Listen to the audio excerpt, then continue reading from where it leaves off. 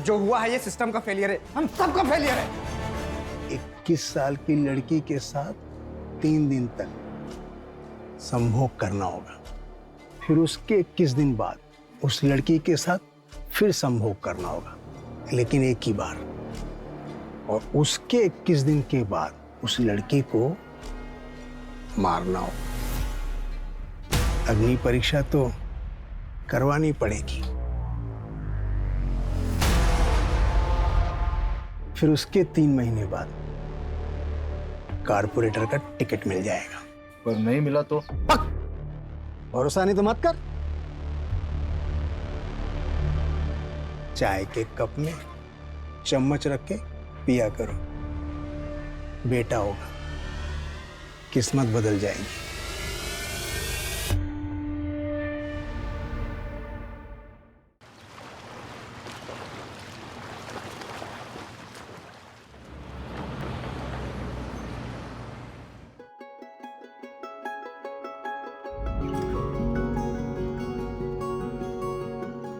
Sister, इनके blood test की report आ गई? आधे घंटे में आ जाएगी। अब जैसे आएगी मुझे दिखाइएगा। हाँ अरुण, घबराने की कोई जरूरत नहीं है, बाजी जल्दी ठीक हो जाएंगी। हाँ sister, continue with same doses. Yes. देखा माँ जी, डॉक्टर ने बोल दिया है ना, अब आप बहुत जल्दी डिस्चार्ज हो जाएंगे। उठ जाइए, आपके सूप का टाइम हो गया है। आराम से पीछे टेक लगाइए। ये लीजिए आपका सूप।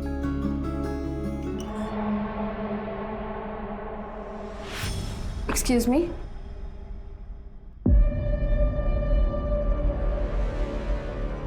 सुनना, शादी हो गई तेरी?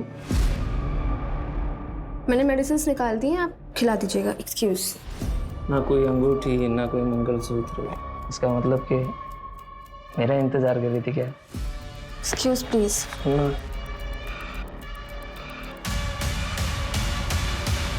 देखना, माँ हॉस्पिटल में एडमिट है और बेटे को आशिकी सूझ रही है। दिल तो किया ना, 2 थप्पड़ लगा दूँ उसको। खैर तू वो सब छोड़, कुछ बताएगी अपने उनके बारे में?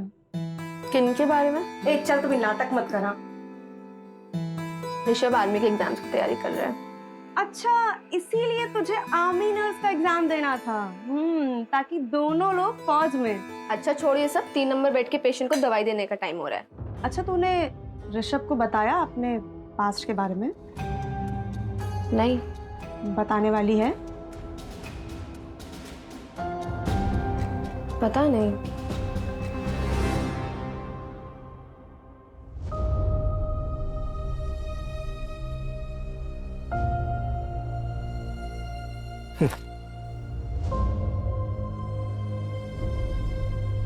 ये लीजिए पापा आपका खाना। सुखी रहे बिटिया, सुखी रहे। चलिए।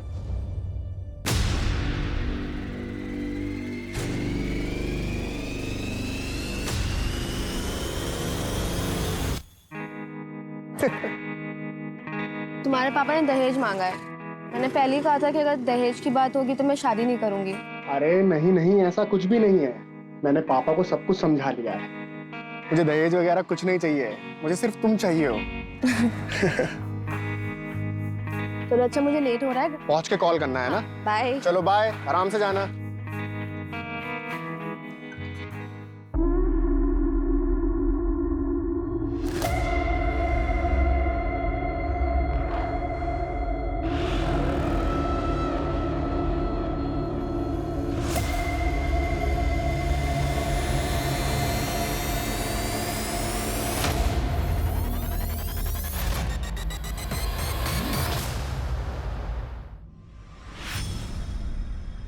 अरे मानव भाव, क्या हुआ? हुआ कुछ नहीं, पर हो सकता है, वो भी बहुत बुरा। आप ऐसे क्यों बोल रहे हैं, क्या बात है? देख मला, अपने बाबा धर्म को समझा, ज्यादा देड़ शाना बनने की कोशिश ना करे वो। और हाँ, अपने काम से काम रखने बोल। जितना अपने काम से काम रखेगा ना, उतना मुसीबत से दूर रहेगा वो। वरना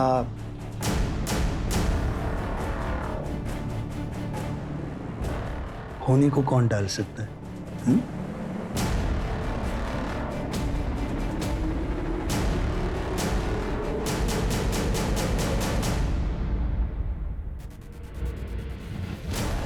या बोला काय देऊ? या इकडे या. ए भाऊ भाऊ इकडे या. हा, अरे मेरे पास बोला. ताजी मछली काय है. देऊ बघा, कोलंबी एकदम सस्ते ताजी आहे, में बोला. देगा. ए बोला. भाऊ भाऊ सस्ते में देगा इधर. ए धरम काय येडा झाला का? इथे काय लाडू विकतोय का आम्ही? कसा दिला कोलंबीचा वाटा? 300 रुपये वाटा. भाऊ तुम्ही इकडे या. मी 250 रुपये देतो या. चल 200 द्या. या. ए धरम काय करतो तू? हा ए चल रे. धंद्याची वाट लगा रहा है. हा, धरम तू अच्छा नहीं कर रहा है, पहले ही बोलता हूँ. ले भाऊ. चला. बाबा ये क्या? भिंडी की भाजी बनाई है, ठीक है? अच्छा बाबा मुझे आज ना थोड़ा लेट होगा आने में. ए ज्यादा लेट मत करना. ठीक है चलती हूँ. हाँ सुन रुक. ये पैसे ले और किराने वाले को दे देना. बाबा मैंने दे दिए उसके पैसे. उस दिन सैलरी मिली थी ना, तब दे दिए थे. अरे वाह. चल बाय. Bye bye.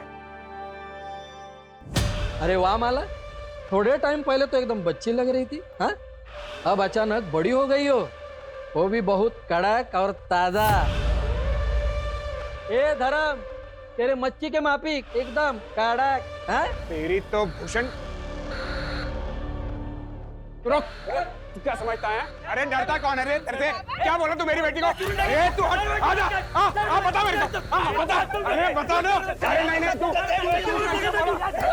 क्या करेगा? क्या करेगा? क्या बताएगा तू? अरे क्या समझता? तेरी तो बहुत हो गया तेरा. ए चल हट. देखा मानव, लड़की पटाखा, लेकिन बाप की अकड़ तो देख. अपना धंधा संभाल. चल. हराम छोड़ूंगा नहीं तेरे ए को. चल मैं तेरे को नहीं छोड़ूंगा. निकल. हट. बड़ा आया आवाज देने.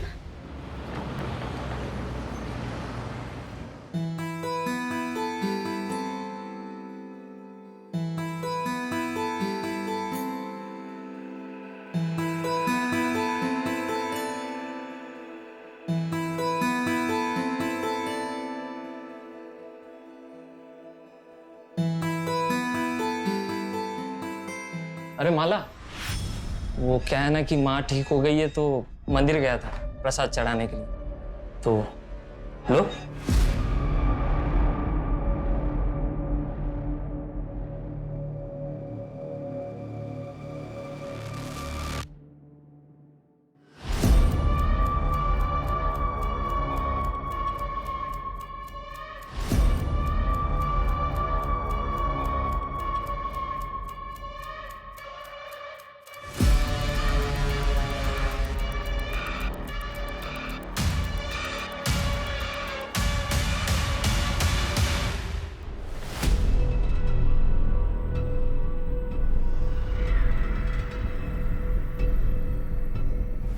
भैया शरकुप.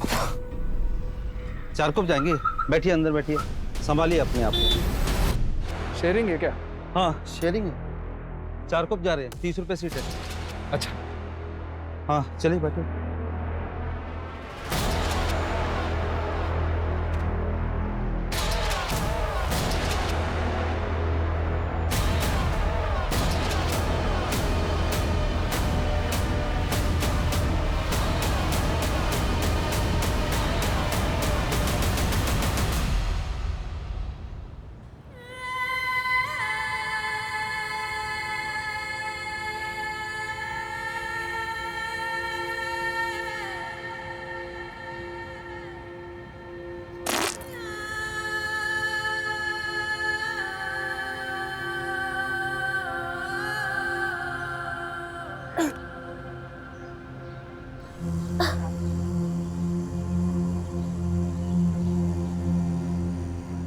बाबा ये कौन सी जगह है? खरोड़ी.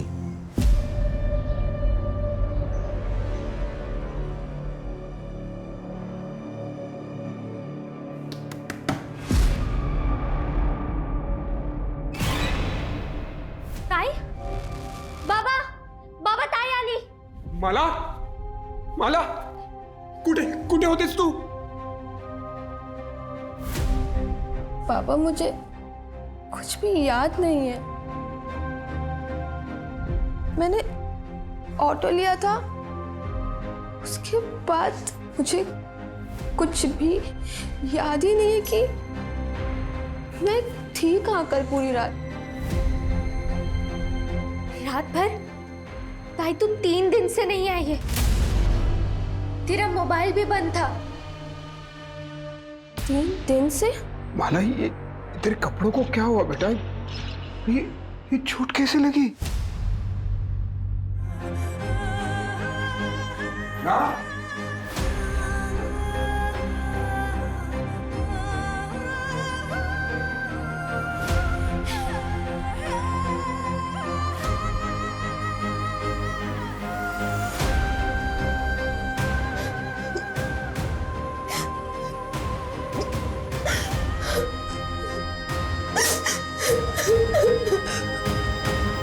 ताई, ताई, ताई क्या हुआ? दरवाजा खोलो।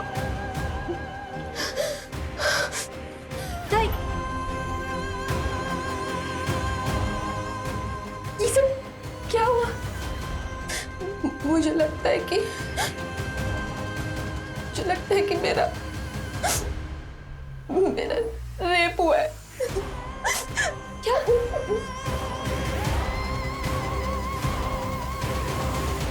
माला, आपको ऑटो का नंबर याद है? जो बंदा ऑटो चला रहा था उसकी शक्ल या कुछ भी?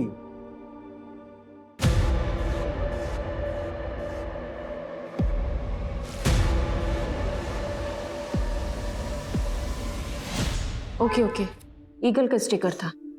हाँ। माला, 3 दिनों तक तुम कहाँ थी? तुम्हें कुछ भी याद नहीं है? सर, मुझे सिर्फ इतना याद है कि एक आदमी था और इसके सिवा मुझे कुछ भी याद नहीं आ रहा है। आराम से माला। माला, नर्सिंग होम से आप कितने बजे निकली थी? कुछ 11 सवा 11 के आसपास, और मुझे कुछ याद नहीं है। मुझे कुछ भी याद नहीं आ रहा है। माला, रिलैक्स। पानी पियो। आपकी बेटी 3 दिनों तक घर नहीं आई, आपने पुलिस कंप्लेंट क्यों नहीं की? समझ ही नहीं आ रहा था। आज भी नहीं आती तो मैं आता आपके पास। आपको पहले दिन ही आना चाहिए था। अच्छा माला, क्या ये 3 दिनों में रोज तुम्हारे साथ ये?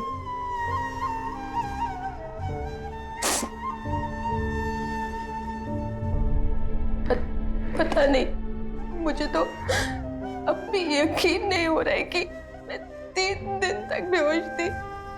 मुझे अब भी यकीन नहीं हो रहा है इस बात पे। चलो, ये किचन था। गोल सा फुटबॉल जैसा था, ब्लू कलर का, ऐसे ही था। मतलब ऐसा किचन था, फुटबॉल वाला? कोशिश करो और शायद और कुछ याद आया आपको। नहीं सर, मुझे और कुछ भी याद नहीं आ रहा है, बट ऐसा किचन था, वहां पे मैंने देखा था वो। Okay, relax Manju. सूरज, सबसे पहले माला के नर्सिंग होम में पूछताछ करो और उस ऑटो वाले का पता करो जिसमें माला ने ट्रैवल किया था। Right sir. और 10 किलोमीटर के रेडियस में हर उस जगह का पता करो जो एकांत में हो, कोई बंद पड़ा हुआ घर, कोई फैक्ट्री, कोई भी जगह। माला को आखिर 3 दिनों तक कहीं तो रखा होगा। Right sir.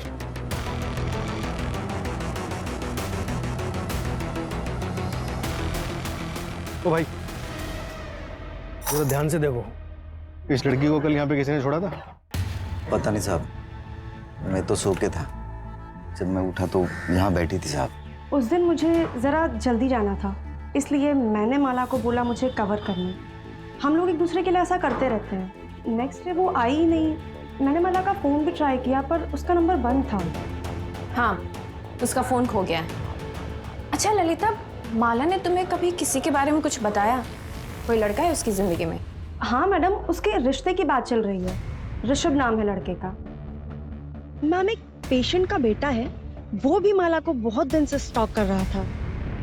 मैं रजिस्टर में से चेक करके उसका नाम बताती हूँ।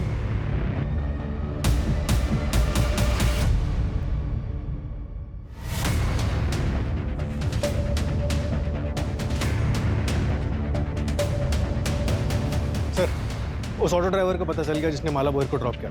उसने एक इंपॉर्टेंट बात बताई। क्या? माला, चलो घर आ गए। उतरो, उठो, आ जाओ। आ जाओ। माला को उसने नाम से बुलाया? मतलब जान पहचान का भी हो सकता है। एक किचन है हमारे पास और एज ग्रुप पता है 30-35 साल। एक काम करो, माला के जितने भी जान पहचान के लोग हैं सबका कच्चा चिट्ठा निकालो। और ये माला का फैमिली बैकग्राउंड को कुछ पता चला? सर ये धर्म भोरी की फैमिली 1 साल पहले रत्नागिरी से यहाँ मुंबई शिफ्ट हुई थी। उसका बैकग्राउंड चेक करवा रहे हैं। सर, माला की मेडिकल रिपोर्ट आ गई है। उसका सेक्सुअल असॉल्ट कंफर्म हुआ है और सर वो भी रेगुलरली 3 दिनों तक। सर उसे ड्रग दिया गया था और जो ड्रग उसकी बॉडी में मिला है ना, उसका असर 4 से 5 घंटे बाद शुरू होता है। ड्रग का असर 4 से 5 घंटे बाद शुरू होता है, तो हो सकता है ड्रग उसको क्लिनिक में दिया गया हो। एक काम करो, उसके क्लिनिक में सबको फिर से चेक करो। और सर उसके नाखून में जो स्किन के टिश्यूज मिले हैं ना, वो कम से कम 2 लोगों के हैं। मतलब गैंगरेप हुआ है?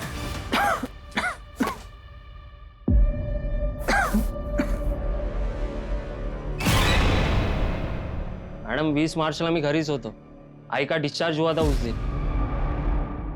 माँ जी 20 मार्च की रात ये तरुण कहाँ पर था? आप लेटे रहिए, बस इतना बताइए कि उस रात ये घर पर ही था? हाँ, ये घर पर ही था। इसने मुझे खाना खिलाया, फिर दवाई पिलाई और फिर थोड़ी देर ये मेरे पैर दबाता रहा और मैं टीवी देखते देखते सो गई। और कितने बजे सोई होंगी आप? 9:30 के बाद। सीरियल तभी खत्म होता है और तभी मैं सोई। 9:30 बजे सोई थी ये। इसके बाद तू घर पर था या नहीं ये तो इन्हें पता ही नहीं होगा। ओ मैडम मी घरीच होतो. अगर पता चला ना कि तू झूठ बोल रहा है तो फिर देख तेरा क्या हाल करते हैं। सर, एक इंफॉर्मेशन और मिली है। जब धर्म रत्नागिरी से मुंबई आया था ना, तो उसके पास बिल्कुल भी पैसे नहीं थे। तब उसके चचेरे भाई सुधीर भोई ने उसकी फाइनेंशियली मदद की थी। यहाँ तक कि सर उसने धर्म को घर खरीदने के लिए 12 लाख रुपए उधार पर दिए थे। लेकिन सर अभी पिछले कुछ दिनों से वो अपने पैसे बार बार मांग रहा है।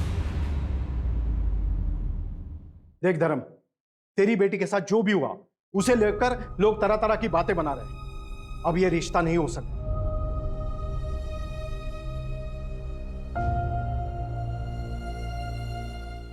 ऋषभ, क्या तुम्हारा भी यही फैसला है? भाऊ भाऊ बघ ना काय तरी हम लोग कहीं के नहीं रह जाएंगे। देख धर्म, तेरी इज्जत बचाने के लिए मैं अपने बेटे की शादी तेरी बेटी से कर सकता हूं, लेकिन लेकिन क्या भाऊ? लेकिन क्या? इससे नहीं, तेरी छोटी बेटी कोमल से। सोच कर जवाब देना। चल बेटा। भाऊ भाऊ भाऊ आई का ना भाऊ। ये लोग कौन थे? उनके बेटे से माला की शादी होने वाली थी, रिश्ता तोड़ने आए थे।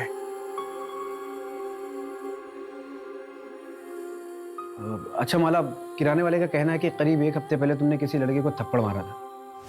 कौन था वो? ये स्केच दुकान वाले ने बनवाया है। हमने इसे सर्कुलेट करवा दिया है। नहीं हम लोग इसे नहीं जानते। हाँ सर, मैं नहीं जानती ये कौन है और मेरा कभी किसी से कोई झगड़ा नहीं हुआ।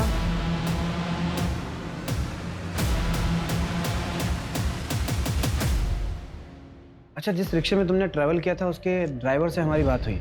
उसका कहना है कि उस रात उसके रिक्शे में तुमने अकेले ट्रैवल नहीं किया था, तुम्हारे साथ कोई आदमी भी था जिसे तुम्हारा नाम पता था। कौन हो सकता है वो आदमी? शायद मानव भाव थे। हुआ कुछ नहीं, पर हो सकता है वो भी बहुत बुरा। कौन मानो? यही मच्छी मार्केट में काम करता है। जब मेरा भूषण के साथ झगड़ा हुआ था तो वो उसकी साइड पे था। क्या बताएगा तू? मंजू, मुझे लग रहा है ये लोग कुछ छिपा रहे हैं। एक काम करो, रत्नागिरी पुलिस को फोन करो और उनके बारे में सारी जानकारी निकालो। और ये माला, इसका सीडीआर निकालो, शायद उससे कोई लीड मिले। हम ऐसे इंतजार नहीं कर सकते, हमें अपने तरीके से काम करना ही पड़ेगा। Okay sir.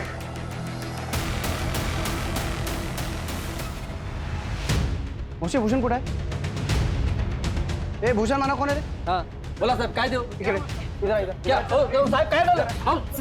चल सब आते हैं। क्या हुआ सब? धर्म के साथ झगड़ा क्यों हो रहा है? मारो मत, बताते सब बताते सब। वो धर्म ना ये भूषण का ग्राहक तोड़ रहा था, इसलिए वो थोड़ी सी अनबन हुई थी, बस और कुछ नहीं साहब। माला कहाँ है? वो तेरे साथ शेयरिंग ऑटो में गई थी। नहीं साहब, अरे ऐसा क्यों करेंगे? बाइक पूरे आमची. तो फिर 20 तारीख को रात को तुम लोग कहाँ थे? 20 तारीख को 20 हाँ सब वो मैं और मेरे दोस्त बार में गए थे पीने के लिए। ये भूषण भी तो था वहाँ। कौन से बार में? मात्रे बार साहब यही है। सच बोल रहा है ना? हाँ शपथ। वो स्केच वाला बंदा एक लॉज में छुपा बैठा। उठाओ उसको और इन दोनों को भी लॉकअप में डालो। साहब पर हमने कुछ नहीं किया। साहब सुनो तो सही। सर मैंने कुछ नहीं किया, मेरे को यहाँ क्यों लेके आए हो? कुछ नहीं किया तो लॉज में छुपा हुआ क्यों था? रत्नागिरी पुलिस का कहना है कि तू और माला कॉलेज में दोस्त थे। सर दोस्त नहीं थे, हम दोनों एक दूसरे से प्यार करते थे। प्यार करते थे? क्या मतलब इसका? मैं उसके गोत्र का नहीं था ना, इसलिए हम दोनों भाग गए।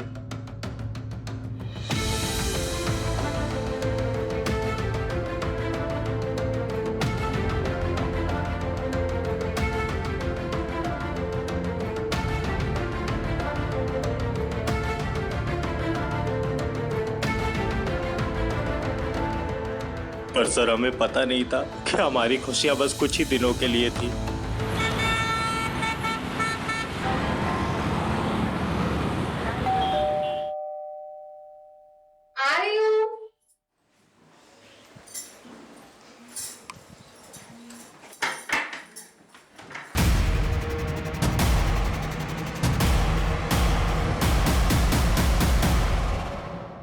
माला, देख सारा खाने का सामान ले आया। माला, माला, ये कहाँ चली गई? माला, माला,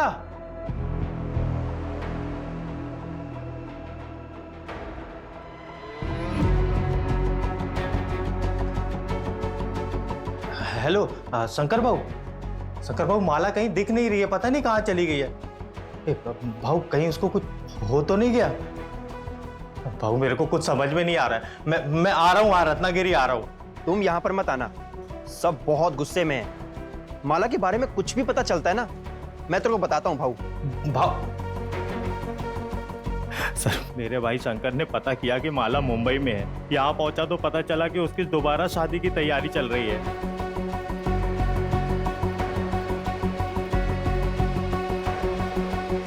अरे क्या हुआ माला? देखो पुनीत, हमारी शादी रजिस्टर्ड नहीं थी, तो कानूनन हम पति पत्नी नहीं है। और वैसे भी वो कोई शादी नहीं थी, एक गलती थी जिसकी सजा मैं और तुम्हारे घर वाले झेल रहे हैं। तो बेहतर यही होगा कि तुम मुझे भूल जाओ, सबकी भलाई इसी में है। क्या बोली मैं तुझे भूल जाऊं? अरे साफ साफ क्यों नहीं बोलती? कोई और मिल गया तुझे? कोई ज्यादा पैसे वाला है क्या? हा? तो इसलिए जब तुम माला को किसी और के साथ देखा तो बौखला गया, उसका किडनैप किया, उसका रेप किया। एक बार नहीं, लगातार 3 दिनों तक बार बार तू उसका रेप करता रहा। मैं माला का रेप कर ही नहीं सकता सर, सब बकवास है। गुस्से में आदमी कुछ भी कर सकता है सर, चाहे गुस्से में हो चाहे प्यार में हो, मैं माला का रेप नहीं कर सकता। क्योंकि मैं क्योंकि क्या बोल सर, क्योंकि मैं ना मर दूं। सर हो सकता है पुनीत ने फ्रस्ट्रेशन में किसी से करवाया हो सकता है। जब इंसान का खुद पे काबू ना हो तो प्यार और उसका जुनून इंसान को किसी भी हद तक ले जा सकता है।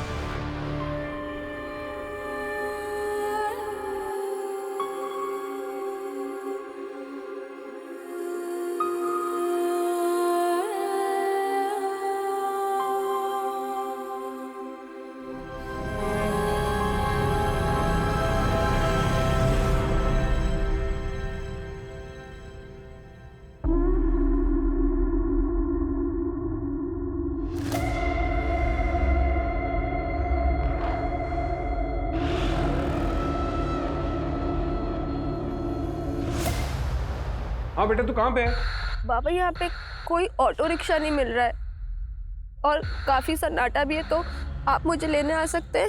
ठीक है, तू मुझे एड्रेस भेज, मैं अभी पहुंच रहा हूँ।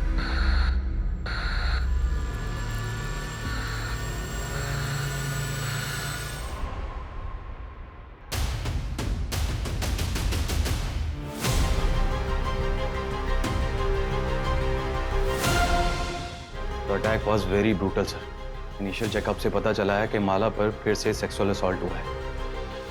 बहुत मारा पीटा गया है सर। ये भी गैंगरेप है?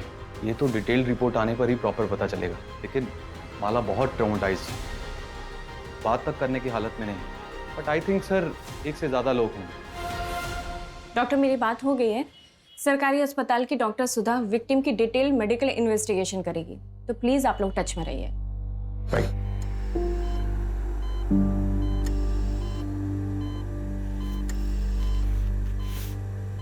माला, आई एम सॉरी तुम्हारे साथ फिर से। सर ये वही लगते। माला, तुमने किसी की शक्ल देखी? तुम किसी को पहचान सकती हो? सर उन्होंने पीछे से अटैक किया था, उन्होंने मुझे बहुत मारा था, मुझे एक लेटर दिया था उन्होंने, उस पर लिखा था तेरा कमर दोबारा तोड़ा है। मुझे लग रहा है कि वापस से मेरे साथ यही होगा। सर बचा लीजिए सर। देखिए आप लोग प्लीज पेशेंट को अकेला छोड़ दीजिए प्लीज।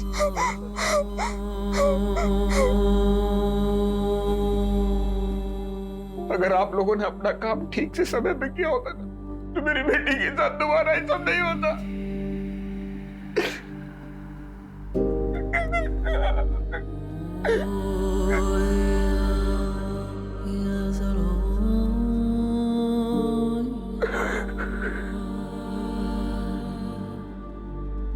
ये जो हुआ है ये सिस्टम का फेलियर है, हम सबका फेलियर है।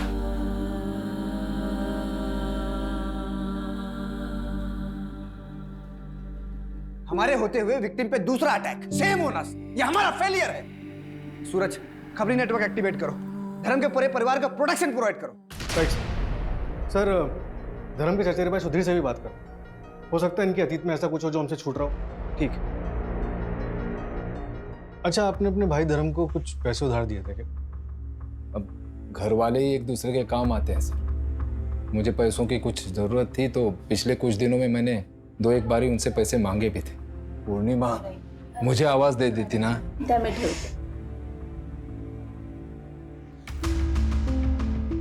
लीजिए सर, तुम्ही पण घ्या। लेकिन माला के साथ ये हादसा होने के बाद मैंने कुछ नहीं कहा। मुझे पैसों की चिंता नहीं है सर, बस आप उन दरिंदों को पकड़ेंगे ना तो इतनी गोलियां मारी है कि। ये आपके सगे भाई हैं? जी सर। और आपके पति? वो नहीं रहे।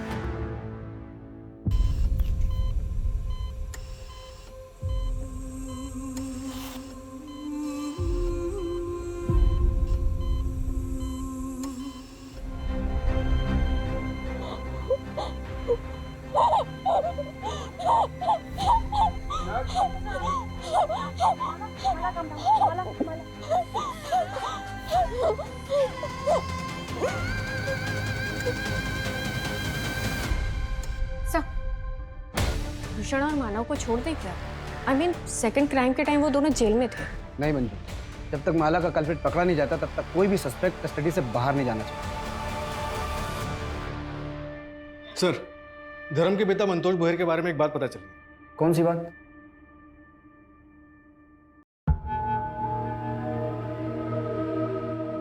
गरिमा, तेरे जलवे का तो जवाब नहीं, तुझ में बिजली है।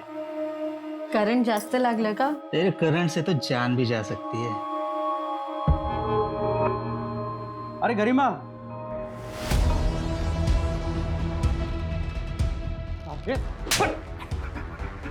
मेरा घर बर्बाद कर रहा था तू।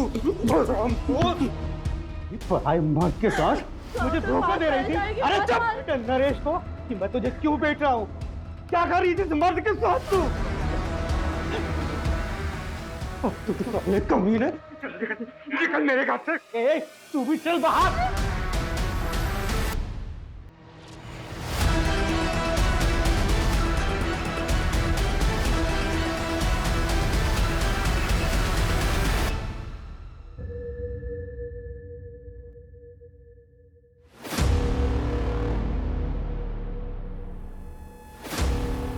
नरेश भाव, दूध के पैसे।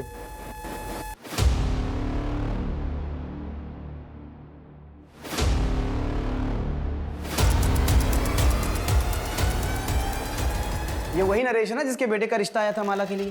हाँ सर, नरेश की माँ और धर्म के पिता का अफेयर चल रहा है। मतलब ये पुरानी दुश्मनी का भी मामला हो सकता है। ये नरेश और ऋषभ, इन दोनों की डिटेल्स अच्छे से चेक करवाओ और फर्स्ट क्राइम में जो स्किन टिश्यूज मिले थे उसका डीएनए से मैच करवाओ। Right sir. हाँ मंजू। ओके सर, कल माला को डिस्चार्ज कर रहे हैं। उसको पुलिस प्रोटेक्शन दो। Right sir.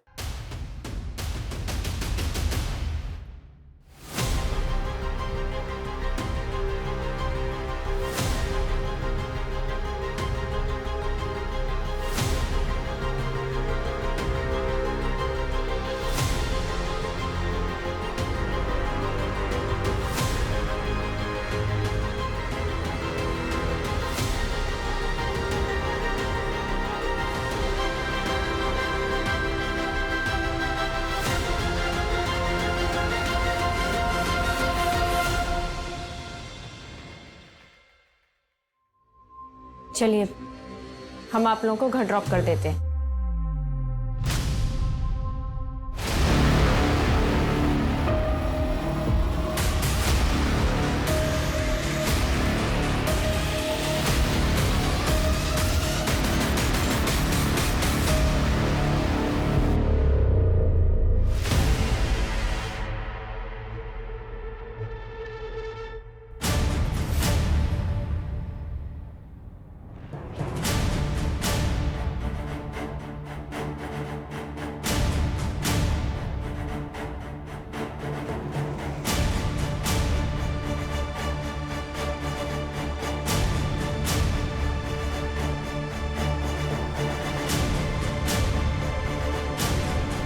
अपनी बेटी पे तरस खाओ क्योंकि हमें कोई तरस नहीं आएगा।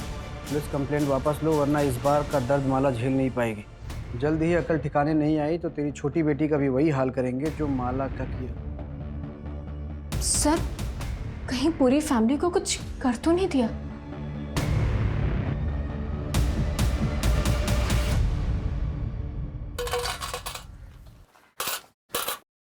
इसको पहचानते हो?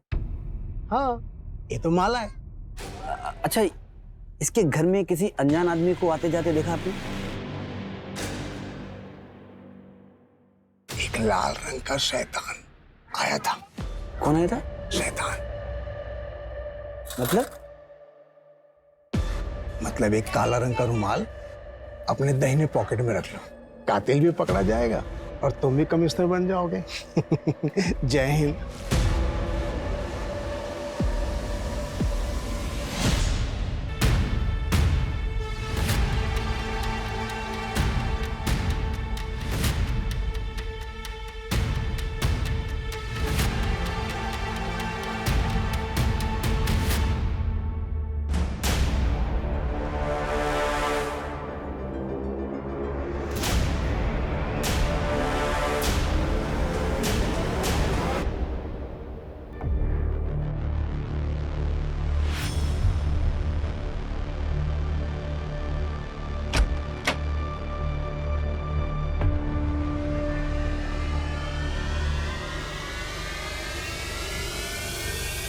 माला, इसमें तुम्हारी दवा है और सेब भी है, याद से खा लेना। चल कोमल, आज तेरा एडमिशन करवाना है। माला बेटा, कोमल की स्कूल के एडमिशन के लिए हम बाहर जा रहे हैं, आते आते रात हो जाएगी। लेकिन बेटा तू डरना मत, यहाँ हमें कोई नहीं जानता, और अपनी दवा टाइम से लेते रहना। बाबा जल्दी आइएगा।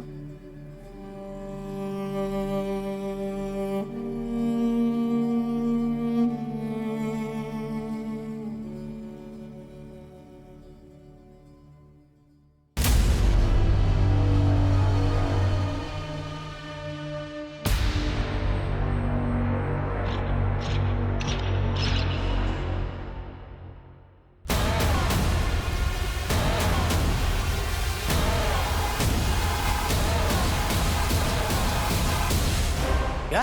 हाँ सर, पूरे महाराष्ट्र में हमने माला और उसकी फैमिली की तस्वीर सर्कुलेट करवाई थी। नासिक से खबर आई है, लड़की को जिंदा जला दिया गया है सर।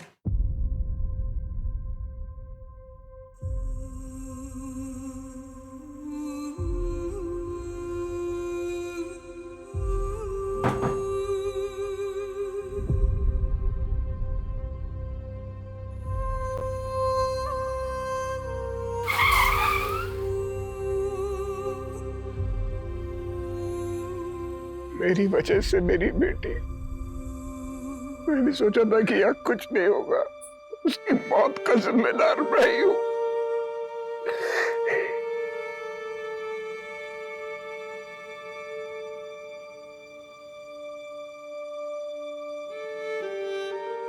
सर, मुझे लग रही थी वापस से मेरे साथ यही होगा। ये क्रिमिनल्स नए नहीं हैं, ये वही लोग हैं जो अब तक हमारे हाथ नहीं आए। मुंबई से नासिक आने वाले जितने भी ट्रांसपोर्ट के जरिए हैं, सबको अच्छे से चेक करो। ये लोग किसी भी कीमत पे बचने नहीं चाहिए। Right sir.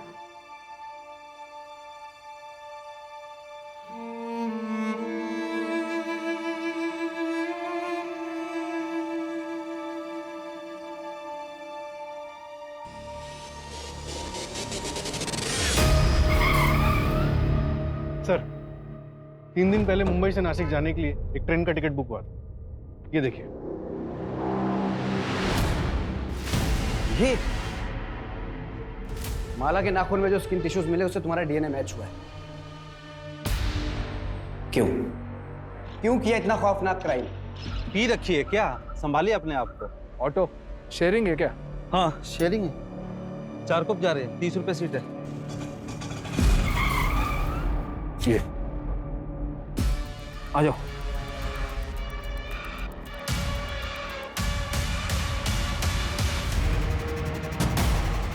आप जब उन लोगों को पकड़ेंगे ना, खड़े खड़े गोली मार दीजिएगा। तुम्हारे साथी का भी डीएनए मैच हुआ है। दादा की बच्चे हैं, उनकी दवाइयाँ सब कुछ वही तो ख्याल रखती है। पिताजी सरपंच का इलेक्शन लड़ना चाहते, लेकिन उन्हें मार डाला गया। मुझे और मेरी माँ को गांव से भागकर यहाँ आना पड़ा। और तो और कंस्ट्रक्शन साइट के ओनर ने भी माँ को बहुत परेशान किया। पता है क्यों? सिर्फ इसलिए कि उन सबके पास हमसे ज्यादा पावर थी। सारा खेल पावर का है सर। जिसके पास पावर है वो सरताज है। मतलब तूने सब पावर के लिए किया? माला ही क्यों? 21 साल की लड़की के साथ 3 दिन तक संभोग करना होगा, फिर उसके 21 दिन बाद उस लड़की के साथ फिर संभोग करना होगा, लेकिन एक ही बार। और उसके 21 दिन के बाद उस लड़की को मारना होगा। अग्नि परीक्षा तो करवानी पड़ेगी। फिर उसके 3 महीने बाद कारपोरेटर का टिकट मिल जाएगा। पर नहीं मिला तो? भरोसा नहीं तो मत कर। चाय के कप में चम्मच रख के पिया करो, बेटा होगा, किस्मत बदल जाएगी। फिर मैंने लॉटरी का टिकट खरीदा और आपको पता है 8,000 रुपए और एक टीवी जीती मैं। तब मैं समझ पाई ये बहुत बड़ा ज्ञानी है। इसीलिए हमने सोचा कि करते हैं। फिर क्लिनिक में जाके उसके टिफिन में नशे की दवा मिलाई। और इस अंधविश्वास में आके तुम दोनों ने अपनी ही भतीजी के साथ इतना घिनौना जुर्म किया। कोई और 21 साल की लड़की ढूंढने की बहुत कोशिश की, लेकिन मिली नहीं। वो लेटर भी तुम दोनों ने रखा था ना? हाँ, वो धर्म को यहाँ से डरा कर हटाना चाहते, क्योंकि यहाँ आप लोग सर पर बैठे थे।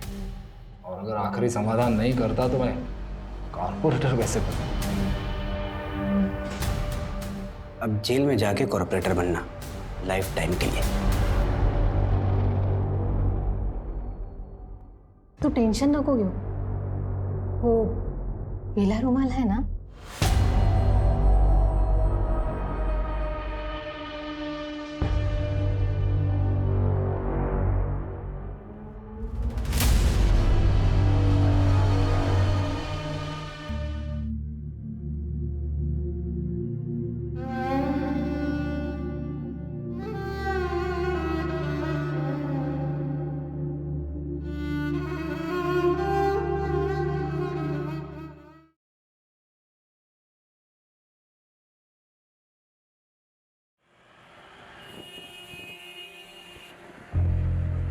उनकी उम्मीदें तोड़ना बहुत पेनफुल होता है, जो हमें अपनी आखिरी उम्मीद मान लेते हैं। लेकिन कई बार हम टूटी उम्मीदों को जोड़ने के लिए एक एक फसाना बुन लेते हैं। हमें लगता है कि झूठ के पीछे भलाई छुपी हो तो बोलने में क्या हर्ज है।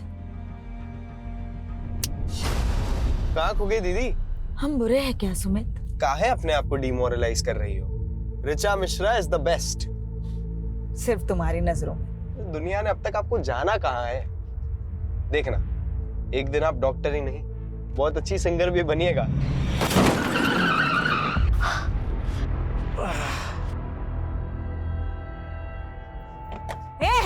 दिखता नहीं है क्या?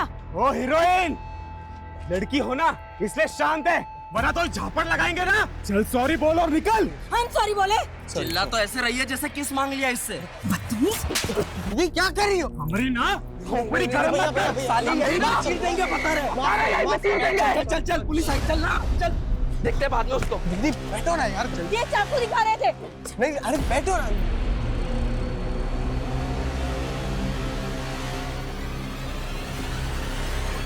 कहाँ उन मवालियों की मुंह लग रही थी? उन्होंने हमसे बदतमीजी की। अरे उनका तो काम ही वही है, जुआरे हैं वो लोग। पीछे कंपनी बाग में इतना बड़ा ग्रुप है उन लोगों का। ये तो हवलदार आ गया, वरना 2 मिनट में पूरा गैंग खड़ा कर देते। हम ना फ्रस्ट्रेट हो चुके हैं सुमित, कुछ सही नहीं हो रहा है हमारे साथ। शांत हो जाइए दीदी, सब ठीक हो जाएगा। पहले तो अपना हुलिया सुधारिए, घर पे सब वेट कर रहे हैं आपका।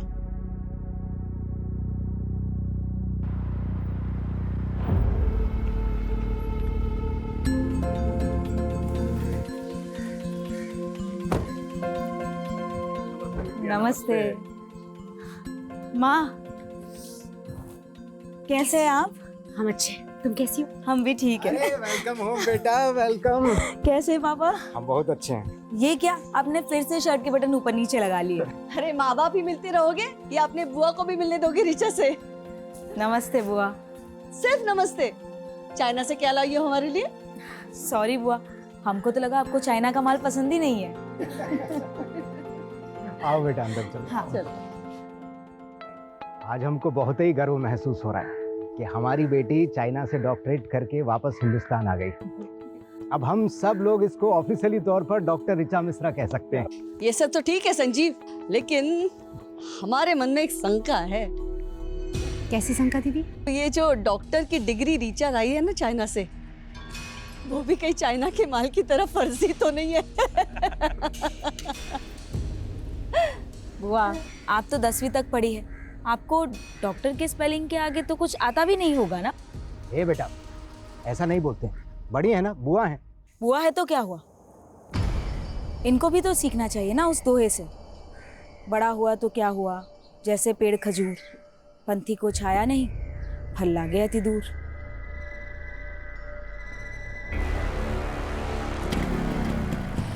चलो बाय पिंकी, बाय। अरे काहे अब तक मुंह लटकाए बैठी है? हाँ, अरे हम बुआ भतीजे में तो ऐसे चलते रहता है। संजीव तुम टेंशन मत लो, हम जानते हैं ना, बिल्कुल अपनी माँ पे गई है। क्यों डॉक्टर ऋचा? Good night.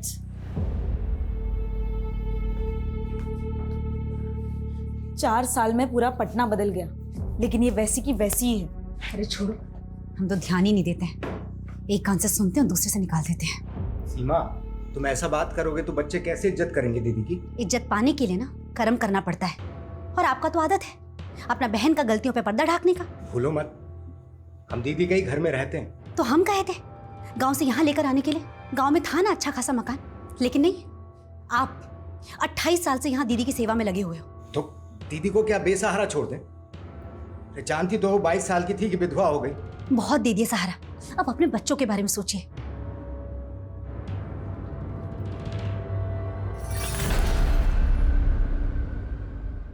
यार वही 28 साल पुरानी कहानी फिर से? ये बुआ जी को तो झेलना ही पड़ेगा। बस जो सोच के आया है ना, वो ठीक से हो जाए, बाकी सब तो देख लेंगे।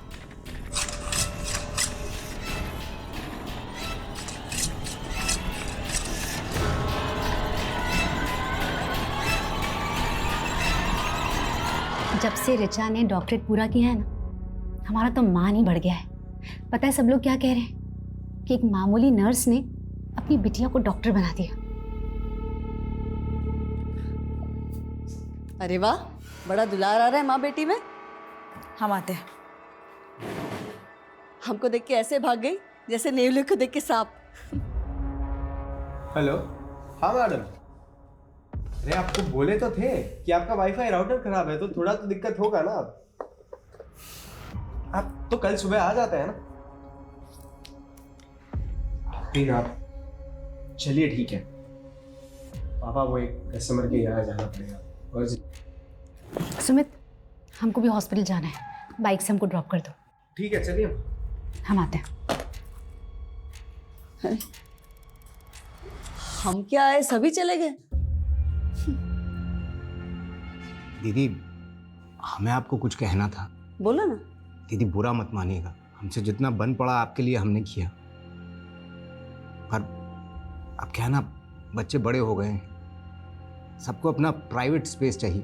तो तुम हमको छोड़ के जाने की सोच रहे हो? अरे दीदी, आपसे दूर थोड़ी ना जा रहे हैं, रोज आपसे मिलने आएंगे। जाओ जाओ ना, लेकिन सुमित हमारे साथ रहेगा। लेकिन दीदी, बस कहा है हमने तुमसे, सुमित हमारे साथ रहेगा।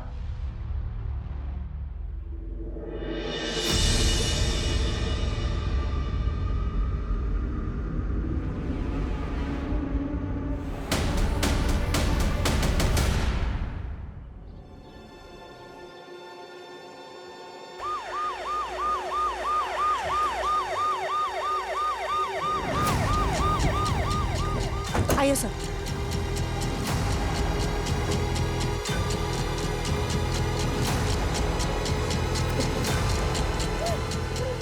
सभी केयरफुल। सर,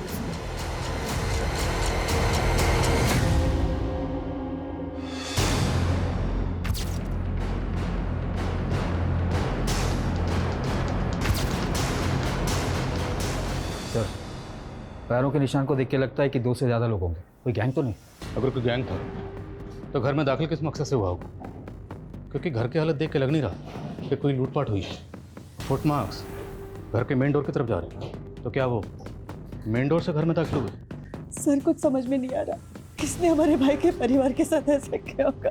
आप भी यहीं रहती हैं? जी सर, हम वो लास्ट वाले रूम में रहते हैं। हमारे भाई का परिवार बाकी के सारे रूम में रहता है। रात को आप कहाँ थे? सर अपने रूम में थी, सो गई थी सर। तो इतना कुछ हुआ, आपने कुछ देखा नहीं, कुछ सुना नहीं? सर आपने घर में चेक किया कोई कीमती सामान, ज्वेलरी या कैश मिसिंग हो? आपने फैमिली को आखिरी बार कब देखा था? कल रात को सर, हमारी भाभी नाइट शिफ्ट के लिए जा रही थी हॉस्पिटल में, सुमित उन्हें छोड़ने गया था। लेकिन घर के अंदर तो 3 ही लाशें। आपका भतीजा सुमित कहाँ है? क्या वो नहीं था? हमें तो लगा उन्होंने सुमित को भी। आपने सुबह से सुमित को नहीं देखा? सर अपनों को मरा हुआ देखा जाता है क्या? हमारी सांसें ही भारी हो गई थी, हम तो बेहोश ही होने वाले थे, तो हमारे माली ने हमें संभाल लिया। आपने बताया कि आपकी भाभी सीमा और सुमित रात को ही निकल गए, तो फिर सीमा हॉस्पिटल से वापस कब आई? हमें नहीं पता। सीमा कौन से हॉस्पिटल में काम करती है? Saint John. आपका भतीजा सुमित करता क्या है, और कल रात को वो कहाँ गया था? सर वो वाईफाई का काम करता है, लोगों के घर में इंटरनेट कनेक्शन लगाता है। कल भी किसी क्लाइंट का कंप्लेंट कॉल आया था उसे, इसीलिए वो चला गया। फोन लगाइए जरा सुमित को। The number you are trying to call is currently switched off. Please try again later. Switch off आ रहा है।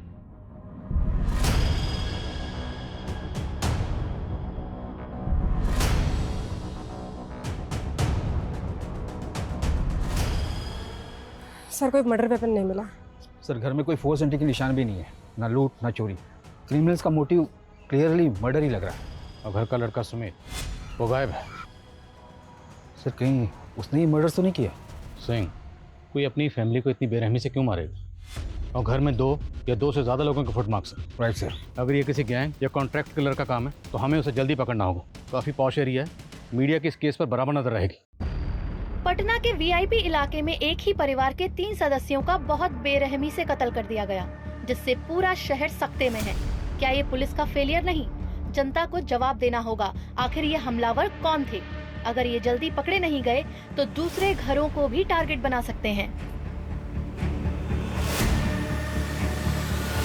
सर हमें सर हमने सुमित की माँ के हॉस्पिटल में चेक किया, सुमित ने अपनी माँ को वहाँ रात 9 बजे ड्रॉप किया था, लेकिन उसकी माँ रात को 1 बजे अचानक नाइट शिफ्ट बीच में छोड़कर चली गई। क्यों? सर, सीमा की कलीग का कहना है कि उसके घर से एक इमरजेंसी कॉल आया था और ये कॉल उसके हस्बैंड का था। ऐसी क्या इमरजेंसी थी? सर, क्राइम सीन पर किसी भी विक्टिम के फ़ोन भी नहीं मिले। समझ में नहीं आ रहा है कि संजीव ने सीमा को कॉल क्यों किया था रात 1 बजे। उस रात सुमित को भी उसके किसी कस्टमर ने कॉल किया था ना? हाँ सर, उस कस्टमर से भी बात हुई मेरी। उसने बताया कि सुमित रात 11 बजे अपना काम खत्म करके वहाँ से चला गया था। तो क्या उसके बाद सुमित घर वापस आया होगा? सर मैंने सुमित के बारे में इन्फॉर्मेशन निकाली तो पता चला मुरारी नगर थाने में 2 साल पहले उस पर अबैटमेंट ऑफ सुसाइड का केस फाइल हुआ है। सर 2 साल पहले की बात है। शंकर नाम के एक आदमी का भी इंटरनेट कनेक्शन का बिजनेस था। उसके छोटे भाई संकेत ने सुसाइड किया था। सुमित पर आरोप था कि उसने शंकर के क्लाइंट्स हथियाने शुरू कर दिए थे। इसी वजह से उन्हें बहुत नुकसान हो रहा था और इसीलिए संकेत ने सुसाइड कर लिया। सर केस में कुछ दम नहीं था, इसीलिए सुमित बरी हो गया था।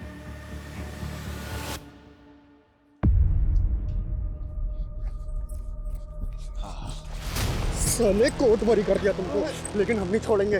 तुम्हारी वजह से हमारा भाई मरा, हम तुमको भी नहीं छोड़ेंगे साले। इसके लिए हमको जेल क्यों ना जाना पड़े। जी शंकर। हाँ जी। सुमित मिश्रा के बारे में बात करनी है। उसके बारे में हमसे क्या पूछेंगे? तो मर्डर हुआ उसकी फैमिली का और सुमित गायब है। तेरी खुंदक थी ना उससे? खुंदक काय नहीं होगी सर, उसकी वजह से हमारे छोटे भाई संकेत ने सुसाइड कर लिया। पर कोर्ट में तो कुछ साबित नहीं होता। कोर्ट ने तो सुमित को छोड़ दिया था और उसके बाद तुमने सुमित को जान से मारने की धमकी दी थी।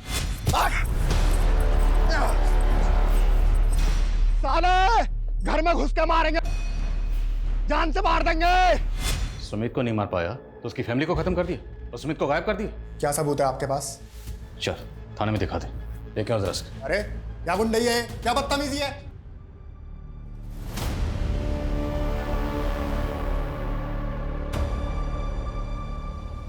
लाइए मैडम, हम साफ कर देते हैं। चुप रहो तुम, किसी काम के नहीं रहे। जरा सा भाव क्या दे दिया, सारे काम अधूरे छोड़ रहे हो। 2 दिन से पौधों को पानी दिया? वो मैडम यहाँ पे डेथ हुआ था तो हमने सोचा कि तुमको मालूम है पौधे जब मरते हैं ना तो गाली देते हैं। अब क्या उनकी हाय दिलवाओगे? अरे देख क्या रहो, जाओ ना पानी दो।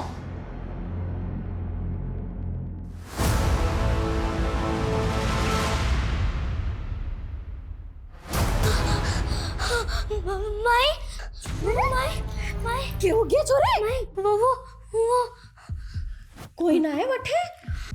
माई जल्दी बंद कर, नहीं तो बेहतर कुछ जाएगा।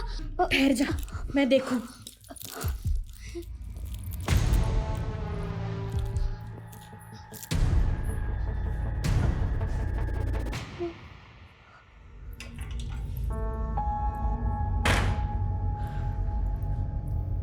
कुछ ना है छोरी, हरा भरम है।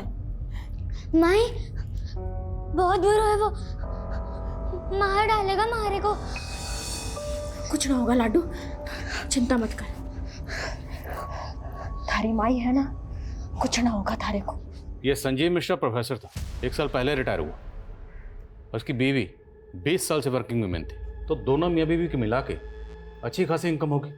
फिर भी ये दोनों संजीव की बहन के घर पे रह रहे थे, जबकि पटना में खुद का घर है, लेकिन वो घर इन्होंने किराए पे दे रखा। आखिर ऐसा क्यों?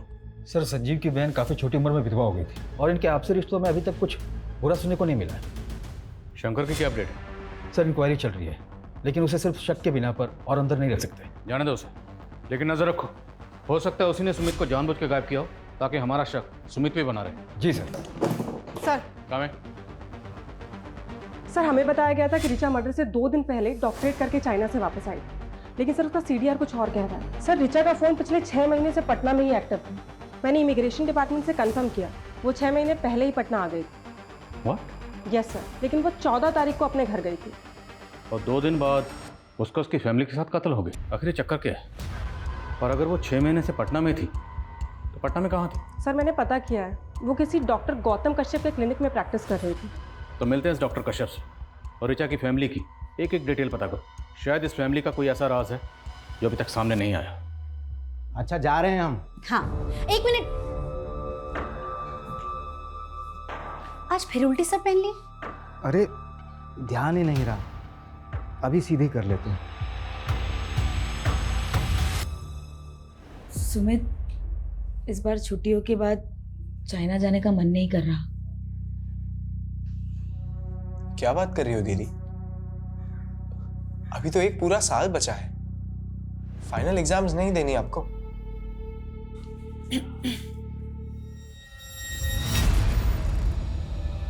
हमको तुम दोनों से जरूरी बात करना है। हाँ माँ बोलो। तुम दोनों इस पे साइन कर दो। हाँ सर, डॉक्टर ऋचा मिश्रा हमारे अंडर में प्रैक्टिस करती थी। आप बताएं सर, क्या जानना चाहते हैं? डॉक्टर ऋचा मिश्रा का मर्डर हुआ उसके माँ बाप के साथ। क्या? कब हुआ सर? 16 तारीख को। उससे 2 दिन पहले 14 तारीख को वो बॉन्डिंग कॉलोनी में अपने घर पर पहुंची। उसके घर पर फंक्शन था। सबको यही लगा कि वो सीधा चाइना से डॉक्टरेट करके उसी दिन पटना पहुंच गई। सर 1 मिनट सर, आप कह रहे हैं पटना में घर? सर ऋचा ने तो हमें बताया था कि वो मसूरी की रहने वाली है। इवन 13 तारीख को हमसे कह रही थी कि हमें अपने घर मसूरी जाना है। लेकिन सबको तो यही लग रहा था कि वो चाइना से डॉक्टरेट करके आई है। आपके यहाँ कब से प्रैक्टिस कर रही थी? सर यही कोई 6 मंथ से। उसने हमें भी कहा था कि हम चाइना से डॉक्टरेट पढ़ के आए हैं, और उसे अपॉइंट करने से पहले हमने उसकी डिग्री और डॉक्यूमेंट्स भी चेक किए थे। तो आपके पास उस डिग्री और डॉक्यूमेंट की कॉपी तो होगी? जी सर। डॉक्टर ऋचा मिश्रा की sir degree. Sir even joining के बाद उसने हमसे ये भी कहा था कि पटना में उसके पास रहने के लिए कोई जगह नहीं है, तो हमने यहीं क्लिनिक पे एक शेल्टर प्रोवाइड करवा दिया था। तो मतलब ऋचा ने झूठ बोला? हमें तो टैलेंटेड लगती थी सर। और आजकल तो स्टूडेंट सर यूक्रेन, चाइना और रशिया जैसी कंट्रीज में जाकर मेडिसिन डिग्रीज ले लेकर आ रहे हैं, तो हमें यही लगा था कि वो भी जेन्युइन होगी। तो आपने ऋचा को ना सिर्फ नौकरी पर रखा बल्कि रहने की जगह भी प्रोवाइड करवाई।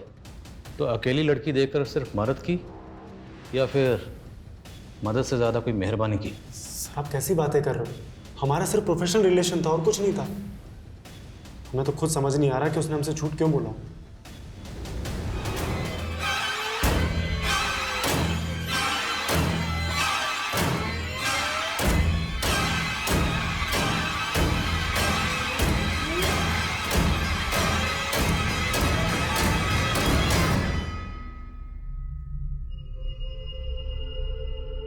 ये अंग्रेजी डॉक्टरों को मालूम ना है, थारा मगज खराब बड़ा है।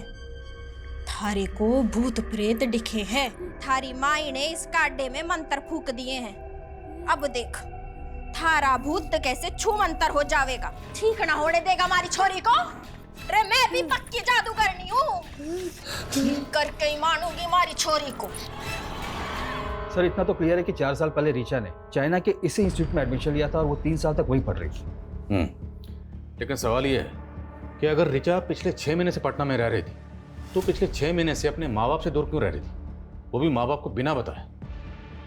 14 तारीख को ऋचा अपने माँ बाप के पास आई और 16 तारीख को ऋचा और उसके माँ बाप का कत्ल हो गया। और 16 तारीख से ही ऋचा का भाई सुमित गायब है। वो कहाँ गायब है कुछ पता नहीं चल रहा। सर ऋचा की बुआ के मुताबिक 14 तारीख को सुमित ही ऋचा को एयरपोर्ट से लेकर आया था। तो मुमकिन है कि सुमित जानता होगा कि ऋचा पिछले 6 महीने से पटना में थी। सर पोस्टमार्टम रिपोर्ट के मुताबिक ये सारे मर्डर्स उस रात 3 से 6 बजे के बीच में हुए थे और सुमित को आखिरी बार उसके कस्टमर के घर देखा गया था रात को 11 बजे। उसके बाद वो कहाँ गया कोई ट्रेस नहीं मिल रहा है। और पोस्टमार्टम रिपोर्ट के मुताबिक मर्डर वेपन क्या रहा होगा? सर पोस्टमार्टम डॉक्टर का कहना है कि संजीव और सीमा की बॉडी पे जिस तरह के जख्म मिले वो कोई यू शेप का धारदार हथियार होगा। यू शेप धारदार हथियार क्या होगा? सर हम ऋचा के मूवमेंट चेक कर रहे थे तो एक ट्रैफिक पुलिस से इन्फॉर्मेशन मिली है 14 तारीख को ऋचा और उसके भाई की गाड़ी 2 बाइकर से टकराई थी। सर उन दोनों लड़कों ने ऋचा और उसके भाई पे हमला करने की कोशिश भी की। सर ट्रैफिक पुलिस ने उन दोनों लड़कों का पता लगा लिया था, लेकिन ऋचा और उसके भाई ने गवाही देने से मना कर दिया, इसलिए कोई केस ही नहीं बना। वो दोनों लड़के कौन थे?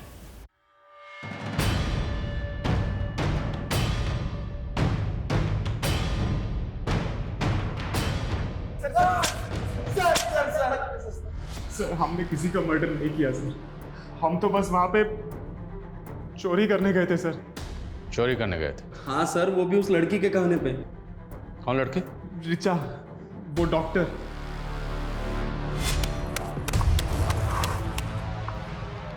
तो वही गाड़ी है ना? हाँ भाई ये तो वही गाड़ी है। तू यहाँ क्या कर रही है? तुमसे दोस्ती करने आए हैं। दोस्ती? हमारा एक काम करोगे? उस काम के लिए हम तुम्हें पैसे भी देंगे। सर उसने वो बोला था कि 16 तारीख की रात को उसके घर पे जाकर सोने और कैश के साथ साथ उसकी डॉक्टर की डिग्री भी चोरी कर लेना। लेकिन सर हम जब वहां पहुंचे तो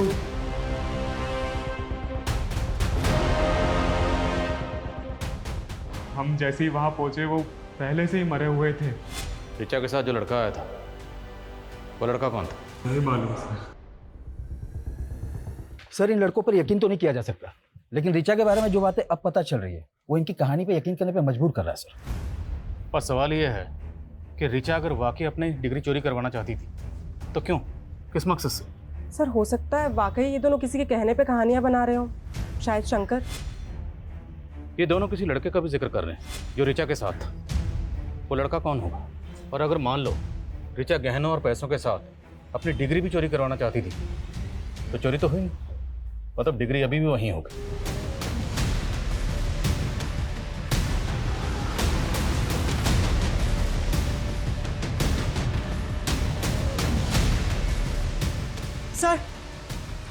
सर ये देखिए,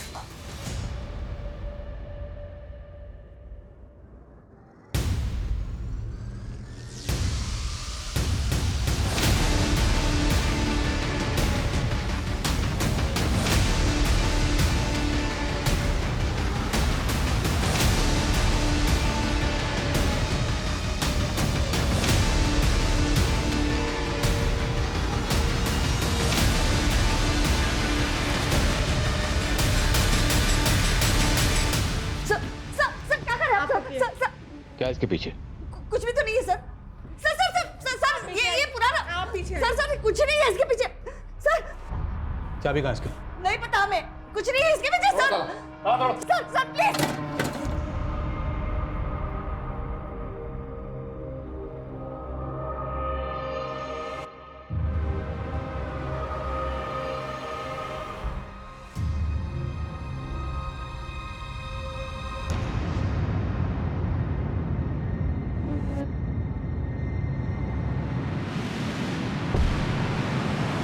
हमें नहीं पता सर वो कंकाल उस कमरे में कैसे आया।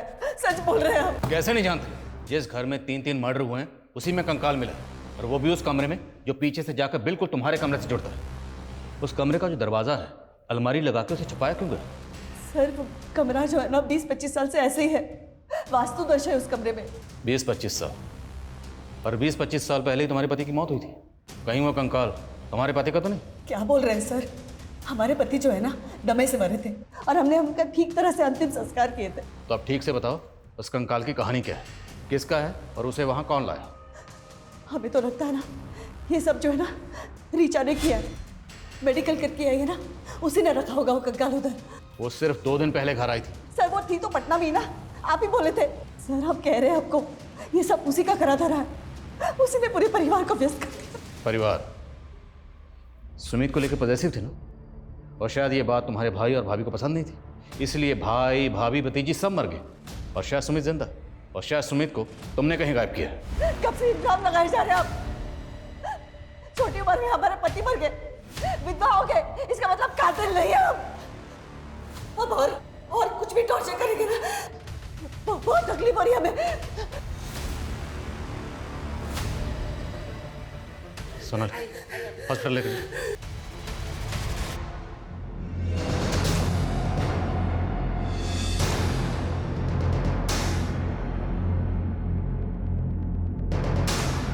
सर एंटी फ्रॉड डिपार्टमेंट ने ऋचा की डिग्री की ऑथेंटिसिटी चेक की है, कंफर्म ये डिग्री फेक है। सवाल यह है कि ऋचा ने फेक डिग्री क्यों बनवाई, और जय और प्रदीप के मुताबिक ऋचा इस डिग्री को चोरी करवाना चाहती थी, क्यों?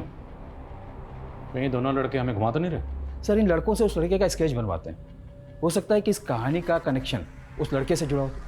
ताज्जुब की बात यह है कि ऋचा जैसी साधारण लड़की ने एक इंटरनेशनल यूनिवर्सिटी की सिर्फ फेक डिग्री नहीं बनवाई, बल्कि इस डिग्री की बुनियाद पर वो डॉक्टर कश्यप के यहाँ प्रैक्टिस भी कर रही थी। जाहिर सी बात है ऋचा ने ये डिग्री किसी फेक डिग्री बनाने वाले गिरोह से बनवाई हो। तो सर आपको ये लग रहा है कि ये सारे मर्डर्स फेक डिग्री की वजह से हुए? इस गिरोह को ढूंढना हमारी रिस्पॉन्सिबिलिटी, क्योंकि इस गिरोह ने सिर्फ एक फेक डिग्री तो नहीं बनाई होगी, और भी डिग्रीज बनाई होगी, और उन डिग्रीज को लेके बाकी लड़के लड़कियाँ अलग अलग जगह पर डॉक्टर बन के प्रैक्टिस कर रहे हों। ये लोगों की जान के साथ बहुत बड़ा खेल हो रहा है। हम इस एंगल में काम करते हैं। और समय सर जिस अलमारी में हमें डिग्री मिली थी उसमें ये एफिडेविट मिला है सर, और नीचे सुमित और ऋचा का साइन भी है सर। तुम दोनों इस पे साइन कर दो। इस एफिडेविट के मुताबिक सुमित और ऋचा कभी बच्चा पैदा नहीं करे।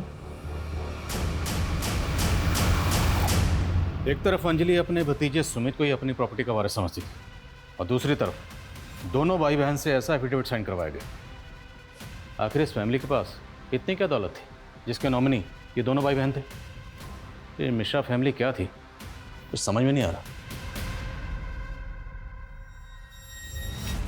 माँ, अभी तक तो हमारी मैरिड लाइफ शुरू भी नहीं हुई है और अभी से आप हमें बच्चे पैदा करने के लिए ना बोल रही हो। हम पागल नहीं हैं, लेकिन तुम्हारे पापा का जनरेशन में ना दिमागी प्रॉब्लम है।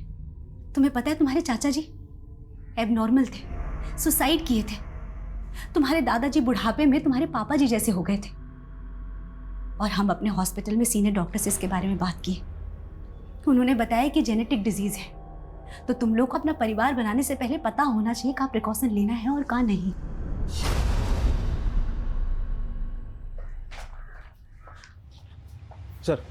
सर जय और प्रदीप ने इस लड़के की स्केच बनवाई है जो कि उस ऋचा के साथ। सर मैंने ऋचा के CDR को भी चेक किया, उसमें एक नितिन नाम के लड़के का नंबर मिला है। सर ये नितिन की फोटो है और ये स्केच दोनों मैच कर रही है। जय और प्रदीप ने भी कंफर्म किया कि यही वो लड़का था जो कि उस दिन ऋचा के साथ। हाँ सर, हमने ऋचा को पहले ही कहा था कि उन लड़कों से ऊटपटांग काम ना करवाए, पर उसने एक नहीं सुनी। और सर सच बताए तो हम उसके साथ जाना भी नहीं चाहते थे, पर उन लड़कों से उसे अकेले बात करने में बहुत डर लग रहा था, इसलिए हमें जाना पड़ा। तो जानता था ना कि ऋचा ने उन दोनों को, प्रदीप और जय को, घर पे बुलाया था? सर सच बता रहे हैं, हम कुछ नहीं जानते। तुझे पता था ना कि ऋचा चाइना से पटना वापस आ गई, तो उसने फेक डिग्री बनवाई। कहाँ से बनवाई थी? तुमने मदद की थी? नहीं सर, हम तो पहले से ऋचा के इस कदम के खिलाफ थे, पर वो बहुत प्रेशर में आ गई थी क्योंकि वो फेल हो गई थी। नितिन, हम तो डॉक्टर बनना ही नहीं चाहते थे, हम तो सिंगर बनना चाहते थे। लेकिन हमारे पेरेंट्स, जब से हमने होश संभाला ना, कूट कूट के दिमाग में भर दिया कि हमें सिर्फ डॉक्टर बनना है। ऋचा, पर तुमने कोशिश तो की थी ना। अब तुम फेल हो गई तो कोई बात नहीं, एक बार फिर से ट्राई करो। 45 लाख का खर्चा किया है उन्होंने हमें चाइना भेजने के लिए। किस मुंह से कहे कि हम फेल हो गए? फिलहाल ना फेक डिग्री का जुगाड़ कर लेते हैं, फिर कुछ कमा लेंगे और उस कमाई से हमारा डॉक्टरेट पूरा कर लेंगे। सर, ऋचा ने अपने फैमिली प्रेशर में आके कभी कोई सही डिसीजन लिया ही नहीं। उसे तो हमेशा यही डर लगा रहता था कि गलती से अगर उसकी फेक डिग्री पकड़ी गई तो उल्टा और फंस जाएगी, इसलिए वो उसे चोरी करवा के टेंशन फ्री होना चाहती थी। Tension free? उसी फेक डिग्री को दिखाकर वो डॉक्टर के यहाँ प्रैक्टिस कर रही थी। आई नो सर, पर किसने किया, कब किया, क्यों किया, उसके पेरेंट्स का किसने खून किया, सर हमें कुछ नहीं पता। ऋचा का भाई सुमित कहाँ है तो जानता होगा ना? सर हम कुछ नहीं जानते, हम सच बता रहे हैं। ये स्केलेटन 30 से 35 साल के किसी आदमी का होगा। जब इसकी मौत हुई होगी तकरीबन यही उम्र रही होगी इसकी। और मौत कब हुई होगी? यही कोई 5 से 7 साल पहले। पर हमें तो लगा कि ये स्केलेटन वहाँ इससे भी ज़्यादा सालों से रखा गया होगा, क्योंकि हमें जब स्केलेटन मिला उस वक्त इस पर काफ़ी धूल जमी हुई थी। लेकिन सर हमें उस धूल और मैल की लेयर के नीचे एक ऐसी लुब्रिकेंट की लेयर मिली है जो आमतौर पर स्केलेटन को प्रिजर्व करके रखने में इस्तेमाल होती है।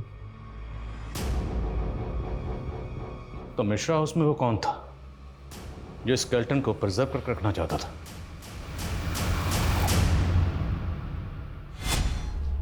रिपोर्ट यहाँ रख रहे हैं। आगे आप लोग क्या कहा डॉक्टर ने? लड़का है ना? दीदी, सीमा चेक करवाने से मना कर दिए। लड़का होगा या लड़की है तो पैदा होने के बाद ही पता चलेगा। लेकिन हम बोले ना तुमसे, हमको अपना बेटा चाहिए। गर्भ हमारा है और हक आप जता रही हैं। हम विधवा नहीं होते ना तो तुमसे तुम्हारा बच्चा कभी नहीं मांगते। तो कर लीजिए ना दूसरा शादी, किसने रोका है? नहीं कर सकते ना, बात है हम। सर भले ही स्केलेटन को प्रिजर्व करके रखा जा रहा था, लेकिन किसी आम आदमी के लिए स्केलेटन का इंतजाम करना इतना आसान काम नहीं है। मैंने ऐसे केसेस के बारे में सुना है जहां पर कब्रिस्तान से स्केलेटन गायब करके उनकी खरीद फरोख्त की जाती है। सिंह, आजकल इस तरह की खरीद फरोख्त डार्क वेब के जरिए भी होती है। डार्क वेब एक ऐसी काली दुनिया है जहाँ पर इलीगल हथियारों से लेकर हर तरह की इलीगल और बैन चीज़ों की खरीद फरोख्त होती है। सर इसमें तो साइबर सेल की एक्सपर्टीज़ है। और ये सोर्सेज को ढूंढने में तो काफ़ी वक्त लग जाएगा। चांस तो लेना पड़ेगा। इस केस को सॉल्व करने के लिए हमें इस केस की जड़ तक जाना होगा। इस केस से जुड़े हर शख्स के डिजिटल फुटप्रिंट चेक करो, शायद कोई क्लू मिले। सर हमें सर हमने मिश्रा फैमिली की पिछले 4 साल की जीपीएस हिस्ट्री चेक की है सर। उसमें सुमित और उसकी माँ सीमा की 2 साल की जीपीएस हिस्ट्री चेक करने वाली है सर। सर करीब 2 साल पहले सुमित और सीमा राजस्थान के धुमनी गांव गए थे सर। कई सालों पहले इस गांव को हॉन्टेड माना जाता था। रूमर्स थे कि इस गांव में भूत प्रेत हैं। तो ये दोनों माँ बेटा उस गांव में क्या करने गए थे? इनका उस गांव से कोई कनेक्शन? नहीं सर, ये दोनों तो बिहार से ही बिलोंग करते हैं। तो हमें पता करना होगा कि सुमित और उसकी माँ उस गांव में क्या करने गए थे।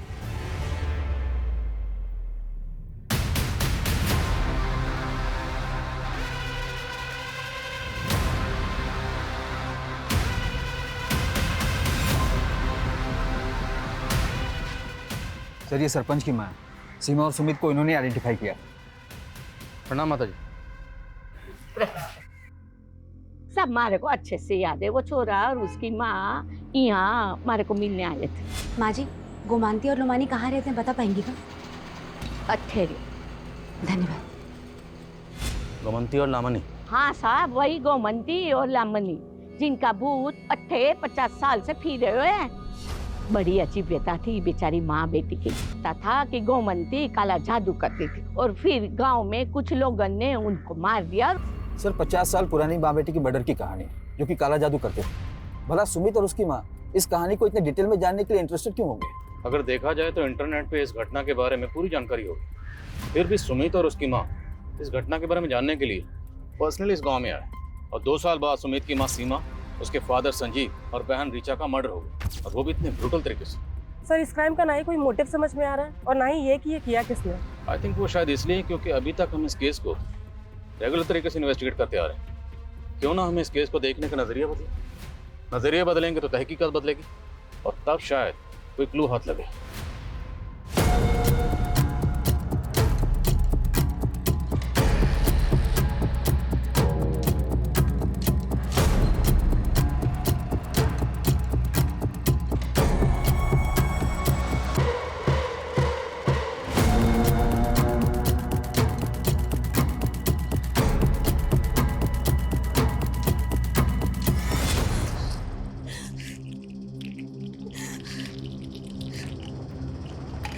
सीमा, ये सारी दवाई मरना है क्या तुम्हें?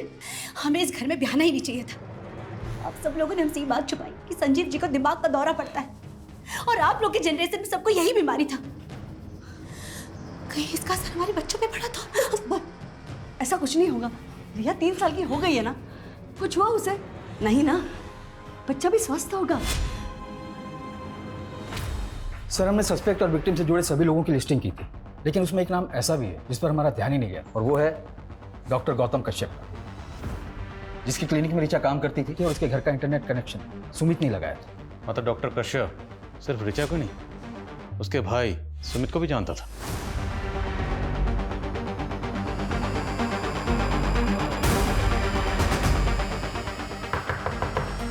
Doctor Kashyap, doctor Kashyap,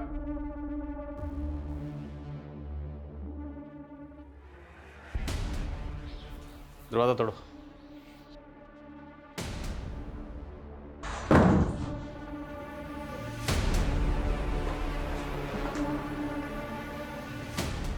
doctor Kashyap,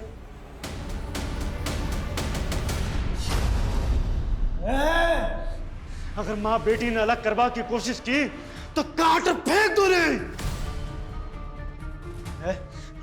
निकलो उठा सा, निकलो उठा सा, कश्यप निकलो उठा सा, निकलो उठा सा। 50 साल से माँ बेटी जुदा हाँ, और अब जमाना फिर से अलग करवो चाहो हाँ? मैं काट फेंक दूंगी। छोड़ो, छोड़ो मुझे। सुमित, सुमित, क्या बात कर रहे हो डॉक्टर गौतम? पिछले जन्म में हम लड़की थे। हाँ, हम तुम्हारी माँ थे, एक औरत, और वैद का काम करते थे, और इस जन्म में हम डॉक्टर हैं। आपका है ना वो karmicsoulmate.com पे पुनर्जन्म के किस्से पढ़ पढ़ के दिमाग खराब हो गया। अभी तुम नादान हो ना, यकीन नहीं करोगे। हम पिछले जन्म में वैद ही नहीं, ब्लैक मैजिक की प्रैक्टिस भी किया करते थे और इस जन्म में भी कर रहे हैं। और इसी ब्लैक मैजिक की मदद से हमें यह पता चल गया है कि हम दोनों पिछले जन्म में माँ बेटी थी।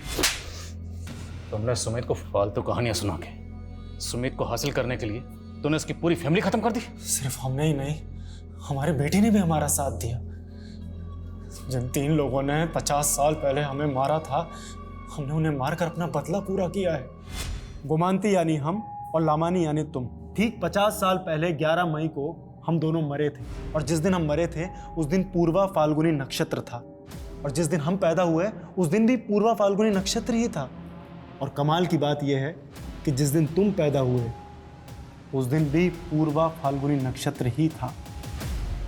तो क्या पिछले जन्म में हम सच में आपकी बेटी थे? हाँ, हम दोनों माँ बेटी थे। और हम दोनों को जिन 3 लोगों ने मार दिया था वो इस जन्म में तुम्हारे माँ बाप और बहन हैं। जी सर, हमें यकीन था कि वो तीनों ही हम दोनों के कातिल थे। वे तुम ना, वो डॉक्टर 1 नंबर का सनकी है, दिमाग खराब कर दिया उसने तुम्हारा। तो अपनी माँ को लेकर राजस्थान के गांव में क्यों गए थे? हमने तो माँ को उनके मुंह पे ही बोल दिया था कि पिछले जन्म में वो हमारी कातिल थी, तो गाँव ले जाकर सब बता दिया। वो समझ बैठी कि हमें वही दिमागी जेनेटिक डिजीज़ है जो हमारे बाप दादा को थी, पर हमें तो बदला लेना था। पर तभी ऋचा चाइना में थी, तो जैसे ही वो फेल हुई हमने उसे एक फेक डिग्री का प्रॉमिस करके यहाँ इंडिया बुला लिया, क्योंकि हमें तीनों को साथ में ही मारना था। ऋचा को इंडिया बुलाकर डॉक्टर कश्यप के यहाँ प्रैक्टिस पर लगा दी, ताकि वो साला डॉक्टर तुमसे 6 महीने अपने ऊट पटांग रिचुअल करवाता रहे। उन्होंने कहा था कि वो रिचुअल्स ही हमारा सुरक्षा कवच होगा। जब ऋचा ने हमें बताया कि उसने उन दोनों गुंडों को घर पे उसका वो फेक सर्टिफिकेट चोरी करने बुलाया, तभी डॉक्टर ने बोला कि यही मौका है, मर्डर हम करेंगे लेकिन पकड़े हो जाएंगे। तो अपनी माँ को अपने पापा के फ़ोन से कॉल करके हॉस्पिटल से घर तुमने ही बुलाया था।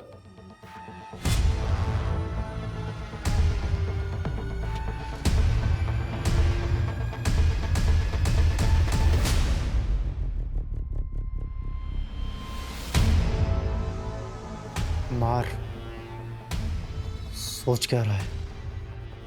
हमारे कातिल हैं ये। मार मार से।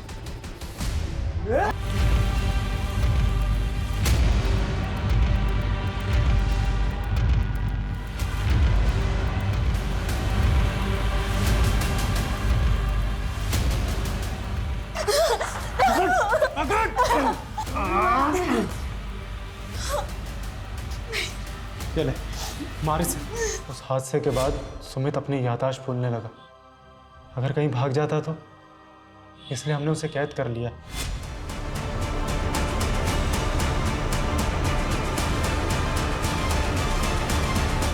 हम उसे बार बार याद दिलाते हैं कि हम उसकी माँ हैं और वो हमारी बेटी। सनकी, तूने अपने पागलपन के चक्कर में एक पूरी फैमिली को खत्म कर दिया। एक बच्चे को ऊट पटांग पास सुनाकर उसका पूरा फ्यूचर बर्बाद कर दिया तूने।